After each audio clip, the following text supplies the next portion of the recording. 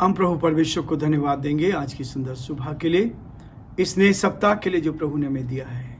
कार्य की दृष्टि से ये हमारे लिए नया सप्ताह है ताकि हम प्रभु की महिमा कान बन सके। आज मैं आप सबका स्वागत कर रहा हूँ आज के इस डिवोशन में। प्रभु आप सबको बहुत आशीष दे। प्रभु का धन्यवाद हो कि प्रभु ने वचन हमें दिया है और आज के दिन की शुरुआत हम इस परमेश्वर के वचन से करना चाहते हैं। आज है खोई हुई भेड़ का दृष्टांत।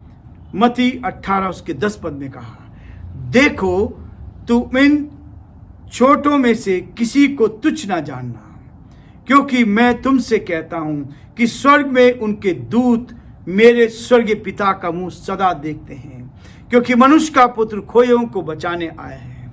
क्या तुम सोचते हो यदि किसी मनुष्य की 100 भेड़ें हों और उनमें से एक भेड़ भटक जाए तो क्या वो 99 को छोड़कर और पहाड़ों पर जाकर उस भटकी हुई को ना ढूंढेगा? और यदि ऐसा हो कि उसे पाए तो मैं तुमसे सच कहता हूं कि वह उन 99 भेड़ों के लिए जो भटकी नहीं थी इतना आनंद नहीं करेगा जितना कि इस भेड़ के लिए करेगा। ऐसा ही तुम्हारे पिता की जो स्वर्ग में है यह इच्छा नहीं कि इन छोटों में से एक भी नष्ट हो जाए। परमेश्वर अपने इस वचन के पढ़े और सुने जाने पर आशीष दे। आमीन। दुआ करेंगे। प्रेमी दयावान परमेश्वर, हमारा हृदय आपके प्रति धन्यवाद से भरा हुआ है। वचन को सुनने में हमारी मदद करे, इस वचन पर चलने में हमारी मदद करे ताकि प्रभु को महिमा मिल सके और प्रभु का नाम ऊंचा किया जाए। बड़े आदर के साथ हम सभी को आपके हाथों में सौंपते हैं। इस डिवोशन को आपके हाथों में सौंपते हुए इस विनती को अपने प्रभु अपने धारकर्ता यीशु मसीह के नाम से मांगते हैं। आमीन।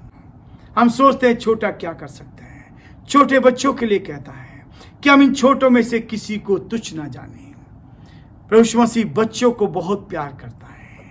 वचन में लिखा है, जब चेलों ने कहा, जब लोग अपने बच्चों को यीशु के पास ला रहे थे कि उन पर हाथ रख के उन पर आशीर्वाद दे, तब चेलों ने उनको डांटा। पर यीशु मसीह ने कहा, बालकों को मेरे पास आने दो, उन्हें मना ना करो, क्योंकि स्वर्ग का राज्य ऐसो ही का है। और यहाँ पर फिर से वो स्वर्ग के राज्य की बात करता है। कहता है, देखो तुम इन छोटों में से किसी को तुच्छ ना जानना, क्योंकि मैं तुमसे कहता हूं कि स्वर्ग में उनके दूत मेरे स्वर्गीय पिता का मुंह सदा देखते रहते हैं, क्योंकि मनुष्य का पुत्र खोए हुओं को ढूंढने उनको बचाने आया है। प्रभु यीशु मसीह का उद्देश्य इस पृथ्वी पर था, जो लोग खोए हुए हैं, जो नरक की आग में जा रहे हैं, उनको बचाने के लिए।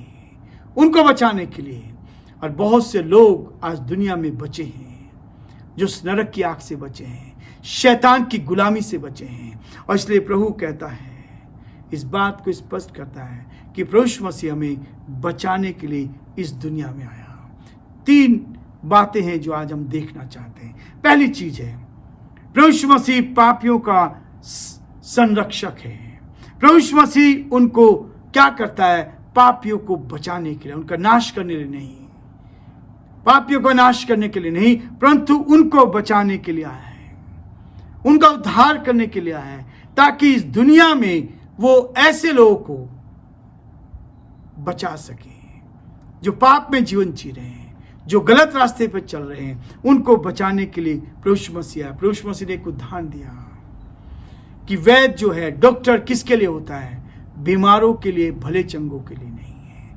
मैं पापियों को बचाने आया हूं। जो अपने आप को धर्मी समझते हैं उनको बचाने नहीं, उनको तो और अधिक आशीष देने के लिए आए हैं। लेकिन जो अपने आप को पापी समझते हैं उनको पापों की गुलामी से बचाने के लिए प्रभु यीशु मसीह इस दुनिया में आया। उसने उद्धार का संदेश गरीब, धनवान, पापी और सभी वर्गों के लोगों को दिया है। किसी के लिए नहीं, भेदभाव नहीं है, वो सब लोगों के लिए है। जो कुछ पर विश्वास करेगा वो नाश ना होगा, परंतु अनंत काल का जीवन पाएगा। यही चीज प्रभु यीशु मसीह जब पापियों को बचाने आया है, उसके द्वारा सबको पापों की क्षमा मिल सकती है। वो सबको पापों की क्षमा देने के लिए संसार में आया। सबका उद्धार संभव है। कोई ऐसा व्यक्ति नहीं इसका उद्धार नहीं हो सकता। प्रभु ने इस बात को दर्शाया कि सबका उद्धार संभव है। और इस बात को कहता है परमेश्वर उनसे तो प्रसन्न रहता है जो उसकी संगति में रहते हैं, जो उसकी आज्ञा का पर चलते हैं, परंतु एक भटकी हुई आत्मा के लिए वो उन 99 को छोड़कर एक भटकी हुई आत्मा को पश्चाताप के लिए अपने पास लेकर आता है। पहला ये बात है, इस चीज को हम सीख। दूसरी बात जो प्रभु हमें सिखाना चाहते हैं, हर कठिन से कठिन परिस्थिति में भी, चाहे परिस्थिति कितनी भी कठिन क्यों ना हो, जब हम स्वयं अपनी मदद करने में असमर्थ होते हैं, जब मनुष्य हार जाता है, डॉक्टर्स हार जाते हैं, सब हार जाते हैं, तब डॉक्टर्स भी कहते हैं साहब अब ऊपर वाला ही कर सकता है। जब हम असहाय हो जाते हैं, जब हम असमर्थ होते हैं, एक पग बढ़ाने में हम सक्षम नहीं होते हैं, स्वयं को निर्बल समझते हैं, असहाय समझते हैं, ऐसी स्थिति में जब आ जाते हैं, तब कहता है, तब हमें परमेश्वर की सामर्थ्य की, परमेश्वर की दया की और उसके प्रेम की संपूर्ण उस पर भरोसा रखने की आवश्यकता है। तब हमें आवश्यकता होती है परमेश्वर के प्रेम की, तब हमें आवश्यकता होती है परमेश्वर पर संपूर्ण भरोसा रखने की, उसकी दया की, तब हमें उस पर भरोसा करना है, क्योंकि परमेश्वर स्वयं से प्रेम से अपने कंधों पर हमें उठा लेता है। प्रभु यीशु मसीह कहता है वो हमें अपने कंधों, जो एक भेड़ भटक जाती है तो अपने प्रेम में आकर वो हमें अपने कंधों पर उठाकर हमें ऐसी हमारी परिस्थितियों में से उबार देता है, उन कठिन रास्तों में से, उन कठिन मार्गों में से वो हमें उबारने के लिए तैयार है। यदि आज आप परेशानी में हैं, कठिनाई में हैं, आप रास्ता भटक गए हैं, तो प्रभु आपको अपने कंधे पर लेकर आपको सुरक्षित स्थान पर पहुंचाना चाहता है। तीसरी बात वो कहता है, यदि मसीह अपना ध्यान चरवाहे पर अर्थात प्रभु यीशु मसीह और झुंड अर्थात विश्वासियों की संगति से हटाकर संसार में लगा लेता है, तो तब वो थोड़ी सी असावधानी में फंस जाता है। असंभव उसके लिए ऐसा हो जाता है, लापरवाही में जब फंस जाता है, लापरवाही करता है। चरवाहा जो है प्रभु यीशु मसीह है, जब अपने ध्यान को उसकी ओर से अलग करते हैं। एक बार प्रभु यीशु मसीह पानी पर चल कर आए, भोर के समय चेलों ने देखा भूत है, और जब वो चिल्लाने लगे तो उन्होंने कहा कि नहीं, मैं प्रभु हूं, मैं यीशु हूं।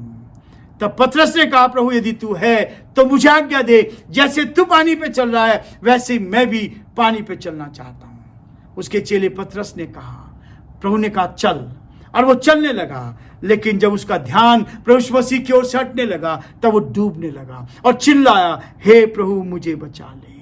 और यही आज हमारी परिस्थिति है, जब हम लापरवाही करने लगते हैं, अनंत जीवन के मार्ग से भटक जाते हैं, तब क्या होता है, हमें निरंतर विश्वासियों की संगति में भेड़ झुंड के साथ सुरक्षित है। भेड़ झुंड के साथ जब एक साथ रहते वहां सुरक्षित है, अलग होने के बाद वो सुरक्षित नहीं है। शैतान उसको फाड़ खाएगा। शेर, भालू, चीते, ये सब जानवर तैयार बैठे उसको खाने के लिए। इसलिए झुंड के साथ रहना, संसारिकता की उथल पुथल बातों के ऊपर कई बार हम विश्वास कर लेते हैं, लेकिन प्रभु चाहता है हम उसकी संगति में हमारा ध्यान केवल उसकी ओर केंद्रित रहे। छोटे से छोटे में से प्रभु यीशु मसीह का तात्पर्य नए विश्वासियों में से था। जो नए विश्वासी प्रभु के साथ चल रहे हैं उनके लिए कहता है, संपूर्ण कलीसिया की जिम्मेवारी है कि ऐसे नए विश्वासियों के लिए प्रार्थना करें, उनको शिक्षा दे, संगति में विश्वास में दृढ़ करें और मजबूत करें। ये कलीसिया के हर सदस्य की जिम्मेवारी है, उनको भटकाए नहीं। हम कई बार सही लोगों को भटकाने की कोशिश करते हैं, उनके लिए किसी भी प्रकार से ठोकर का कारण ना बने। प्रियो, परमेश्वर न्याय करने वाला है, गलत चीज का न्याय करेगा। जब आप यदि कलीसिया की बर्बादी करते हैं, लोग को संसार में फिर से भटका देते हैं, तो वो दोष कभी माफ नहीं होता। प्रभु ने कहा ऐसे गुनाह हैं जो माफ किए जाते हैं, लेकिन ऐसा भी गुनाह है जो माफ नहीं होता। और उनमें से एक गुनाह ये है, जब आप किसी विश्वासी को, किसी प्रभु के दास और दासी को भटका देते हैं, गलत रास्ते पर ले जाते हैं, अपनी तर्क बुद्धि से हम क्या करते हैं, परमेश्वर के वचन से उसको अलग कर देते हैं, तब ये हमारे लिए आशीष का नहीं, किसका श्राप का कारण बनता है। इसलिए प्रभु कहता है किसी भी प्रकार से अपने अधिक ज्ञान और धार्मिकता के कारण उनको तुच्छ ना समझे। परमेश्वर हम सबको बहुत आशीष देना चाहता है ताकि हम आगे बढ़ते जाएं और प्रभु की महिमा करें, ताकि उसके स्वर्ग राज्य में हम प्रवेश कर सकें।